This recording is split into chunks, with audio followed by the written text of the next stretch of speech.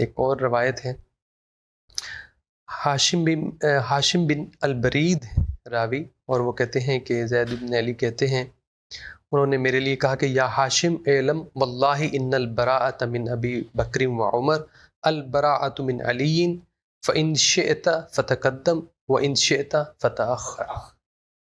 وہی بات جو اوپر ذکر ہوئی کہ ابو بکر اور عمر رضی اللہ عنہ سے اگر برات کرنی ہے تو جنہوں نے ان کا ساتھ دیا، موافقت کی، ان کے اقتدار کو مستحکم بنانے میں کردار ادا کیا، ان سب سے کرنی پڑے گی۔ سب سے حضرت علی بھی ان میں شامل ہیں۔ شامل ہے۔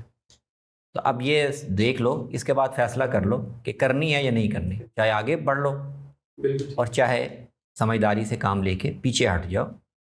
تو یہ جو تقسیم تم کرنے کی کوشش کر رہے ہو وہ منطقی طور پر بنے گی نہیں کہ حضرت علی سے نسبت رکھو اور ابو بکر اور عمر سے رضی اللہ عنہما برات کا اعلان کرنی ہے تو تینوں سے کرو، نہیں کرنی تو پھر تینوں کے ساتھ نسبت اور تعلق کو تسلیم کرو۔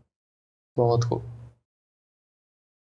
اچھا جی، ایک اور راوی ہیں، یہ ہاشم ابن برید ہیں، اور وہ ایک اور روایت بیان کرتے ہیں، کہتے ہیں کہ زید بن علی نے کہا ابو بکر صدیق امام الشاکرین ثم قرأ سیجزی اللہ الشاکرین۔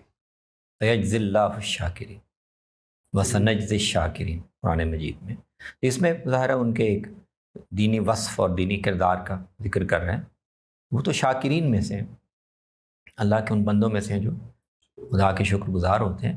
تو اللہ تعالیٰ کا تو یہی وعدہ تو اپنے شکر گزار بندوں کو جزائے خیر دے گا، سیدنا ابوبکر کو بھی دے گا۔